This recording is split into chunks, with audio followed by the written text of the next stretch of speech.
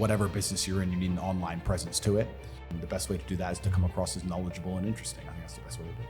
If your business isn't an online business, do you think that Name- you have, but if it isn't purely an online business and you don't have location freedom, do you think you are actually free? They're earning a high income, but they're not actually free because they have to be somewhere at a certain time and When they're they're told what to do.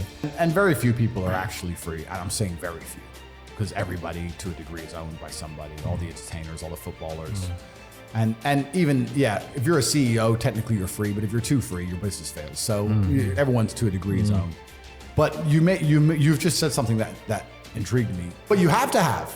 But a lot of people don't. You have to have ownership of everything good that's ever happened to you and everything bad that's ever happened to you. I have complete ownership for the fact I was canceled. I don't sit there and go, oh, they're lying about me. Yes, they're lying, but I still own it completely. They're lying about me and they're talking shit, but I own it and I took responsibility for it and I sat there and I took absolute accountability and I thought, okay, how can I turn this in my favor? And I beat them. If I'm walking down the street and it starts to rain, I take responsibility for that. I didn't have to be in rainy London. I could have been somewhere else. Every friendship, every relationship, every business relationship, there has to be an exchange of value. If as you progress through life, if people stay in the same place, you're only giving value. You're not receiving any value back. And you have to be ruthless about those things. Like I have a very curated circle and everybody in my circle is extremely useful and we're extremely successful. And it's a very motivating thing. If you're in a room full of ice cream experts and all they talk about is ice cream, how to move ice cream, how to sell ice cream, different flavors of ice cream, how you make ice cream, you're gonna learn a lot about ice cream. If you're in a room full of people who are billionaires, and guess what they're talking about? Money. And guess what you're gonna learn about? Money. I don't sit and have pointless conversations with people. I don't even know what people are talking about. If me and my friends meet, we end up talking about the earth and how it can pay us. That's what we talk about. And that's how we manage to make a bunch of money. But if you truly want to conquer the world, you're going to end up wanting a bunch of money because that's the way to do it. That's the way to do it. So you have to decide the life you want to live. Right? So if you had a teenage son, what would be the one piece of advice you'd give him to break through the matrix and achieve success in life, whatever that is for him? I'm actually genuinely worried about my children because I grew up so broke and they're going to be so fucking rich. It is a worry, isn't it? It's a worry because you're a different man when you have no safety net. You're a different man when you have to pull it off. It's amazing if you try your very best all the time, what God will give you. He'll give it to you, anything you want, if you actually try. Not convincing yourself you try, actually try. They're different things. But yeah, I was instilled with this because from a young age, my dad said, you're a Tate, and Tates are the greatest people on the face of the planet. And there's gonna be a day I'm not here anymore, and they're gonna talk about me because of how fantastic you are. So go do your fucking job. And I said, yes, sir. And here I am. And it's a similar thing to what you said, like every Tilbury has to do better than the last. He does, and you will. And that's how it should be. That's absolutely, because that's family legacy. You know, they went through the Middle Ages. I watched a video on this just recently, and the Middle Ages lasted, or the Dark Ages, for about 400 years. No one progressed. Nothing progressed. Yeah. They lived the worst, and I'm going to swear, the shittiest life for 400 years. And exactly as you say, just reproducing so that you can be on this planet at this time now. I'm responsible for getting wet in the rain. And there's people out here who just don't take any responsibility for their own actions, let alone the weather. If you take complete self-accountability and you self-reflect, you can learn a whole bunch about life. But could you not just say that it's raining, this is unfortunate? No, but that's what losers do.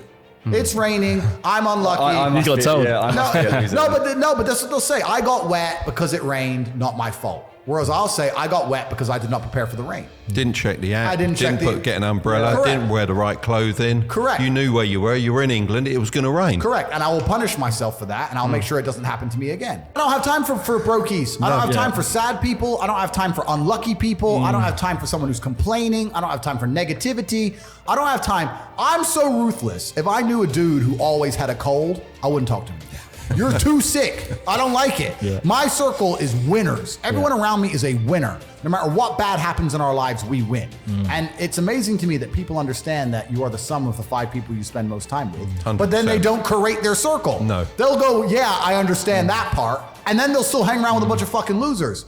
The problem is, it has to be a value exchange. You can't be a loser hanging around with winners because winners don't want to hang around with you. You need to find a way to provide value and work your way up. And then in your spare time, you're worried about how to spend that or how to invest that grand a month. Right. I think that's a waste of time. You should be far more worried about spending your time trying to make more money. Yeah, because a 100%. grand a month, it's just it's not enough money. So you could invest that grand in yourself. Absolutely. Invest in knowledge or something like that. But investing in a coin, like I said, unless it's a lottery win. And before I go on to answer the question, I do want to make something clear. I think the last 2 years have been a fantastic period of wealth creation. The money printers were on full, and it was full clown world, and it was bullshit. And a lot of people made money during the clown world and spent it all. It's going to get very difficult to make money now. In terms of how to make money in the world today, it's hard. So the easiest way to do that is to have some knowledge. You have to build a set and build it. It's not efficient, right? We have 18 modern wealth creation methods, but they're all based on online. I think online, it's not groundbreaking to say the internet's here to stay and it's the future. And it's simple things. Like I have a few physical companies, I have a few physical businesses, and it can be a simple matter of, depending on, in the business districts where there's men in suits, I have a pretty girl who's a waitress and she works there. The difference that will make to a bottom line is the dude going and flirting with this chick every lunchtime. You'd be amazed. But people don't think about these things. But even if you don't have a business, if you pay enough attention to these kind of things, you'll get business ideas. It'll inspire you. You'll go, you know what? If you start to really do it, you'll be around, and after a few months, you go, you know what? I can do this better than they're doing because I'll take in that aspect, and they're making mistakes. I can do this better, and that's how you do it. If I thought I was spending too much, I would simply find a way to make more money. And a lot of people talk about efficiency as well. I've had people talk about working smart, not hard. That is true, but I believe that you need to fill your day with all of the hard work first. I think that working smart is a matter of being more efficient with all the time you should spend working. If you sit there and go, I want to work smart, not hard, so I work an hour a day, well then you're still lazy. You should work smart and hard and do 15 smart hours a day. That's how you win. So, and there's always endless work to do. The other thing I will say to people is you can always find work. I've had a lot of people say, well, there's no work to do. Yes, there is. You can find work to do. This podcast, by the time it's completed, you could make individual TikToks and put them on TikTok. And with a slightly different edit for the next 10 years if you wanted to. 100%, all the accounts. There's endless work to do. You want to be powerful. That's what really is going to satisfy you in your soul. It's the power. It's not the I can afford this, that. That's nice for a while. But really what makes you happy is there's 60 of these Bugattis on earth. Everyone wants one. Who gets one? I do. Because you can't have one. That's the fun of it, right? So it's power you're truly chasing. And if you want to be powerful, you can't be scared to invest money and spend money. A lot of people at home, if they want to make more money, need to invest in themselves. Yeah. They invest in themselves. And maybe they've been taught, well, if I just save. Let me say to everyone here at home, if you are saving less than 10 grand a month and you're just saving, your chance of being rich is fucking zero. You need to go and do something else and make more. Invest in yourself, get knowledge, pay attention to mentors, start another business, open something. Creating a circle is ultra important. And it's not just important financially, it's also important for your entire life and your mindset as a whole. Because it's amazing, especially amongst men, we never want to be the poorest person in the room. We never want to be the weakest person in the room. You never want to be. So if you're with a group of killers, you have now this massive expectation. It's almost like societal pressure and a positive force. If I go to my friends, I can't be the weakling. If everyone does X amount of push-ups, I have to do them. You don't want to feel that way. No. So you can get, just like peer pressure can be a negative, peer pressure can be a massive positive, and it can accelerate you towards the moon. Me and my team, if me and my 6 closest friends are walking down the street and a couple guys came up to us with machetes, I know they wouldn't be afraid. So it's not just even about money, it's about your entire life you create. If you're a person, if you're a man and you're out here and you go, you know what? Who do I want to be? I encourage absolutely everybody who finishes this podcast to go to your website and learn something. You should go and educate yourselves. These people are sitting here and they're teaching you. You've watched the entire thing. You understand there's knowledge. Are you just going to turn it off and just go back to being a dummy? That's a great call to action, isn't it? But it's true. Yeah. It's true. It's like, if you're not going to take any action at all after 2 hours of being educated, then you're going to just stay a loser. Yeah, 100%. That's the reality. When is enough? Enough. That is a good question. For money, everything. Okay, yeah. So for money, there is a number which I think is enough. I think once you get to, let's say, 20, 25 million, you can have anything you want. Besides stupid shit like yachts, which doesn't even make you happy and they're just a headache to own. I think most people, if you laid out a plan and they tried their very best and they were willing to learn, could do it. I don't think people are too stupid to make money. They're just too lazy or too arrogant to make money. That's the problem with people. I sometimes think how much work I put into my life. I mean, literally every day, as you said, nearly every minute is to make your life happen the way you want it to happen. Yeah. And I look at others and I think, how do you actually survive out there? You're putting no effort into your life. It's true. How do you actually survive? It's true, and it's incredible because if you don't, I wake up every day and I think, how do I make my life better? Nobody else wakes up each day and goes, how do I make Andrew Tate's life better? So if you're not the person who's waking up every day going, how do I improve my existence? Then nobody is.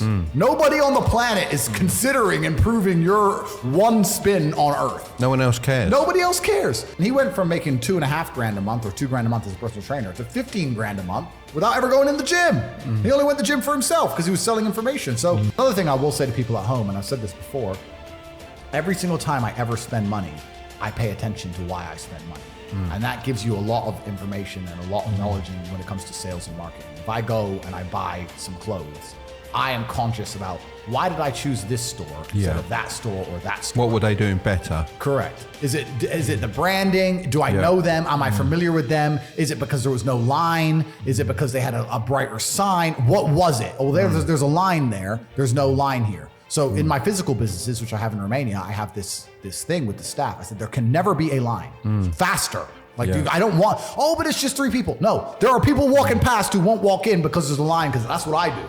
No line, but you don't want to look empty. I think if you're a young man, even if you're not my child, if you're just any man who's out there in the world today, you need to look at some problems that need solving, either for yourself or for society, and find a way to fix them. And I think that you should just adopt some problems and try and fix them. It doesn't matter what it is. You can just try and fix the litter in your area, or you can try and get a 6-pack or whatever you want. Men are builders. The modern world, call me misogynistic, the modern world was built by men. Every building you're in was built by men. Every road you drive on was built by men. We're builders, we build things, and that's what you should be focused on. I say this to people and they go, oh, but my friend, and we have a good time together. Well, if you're gonna prioritize your friends by drinking and having fun, then you're gonna have a bunch of fucking loser friends. That's your life, and that's your life to live, it's fine. Don't complain when the NHS are on strike and you can't get seen and I'm in a private hospital in fucking Saudi. That's your problem. You have to just make your decisions in life and live true to them. But creating a circle is ultra important. And it's not just important financially, it's also important for your entire life and your mindset as a whole. Because it's amazing, especially amongst men, we never want to be the poorest person in the room. We never want to be the weakest person in the room. You never want to be, so if you're with a group of killers, you have now this massive expectation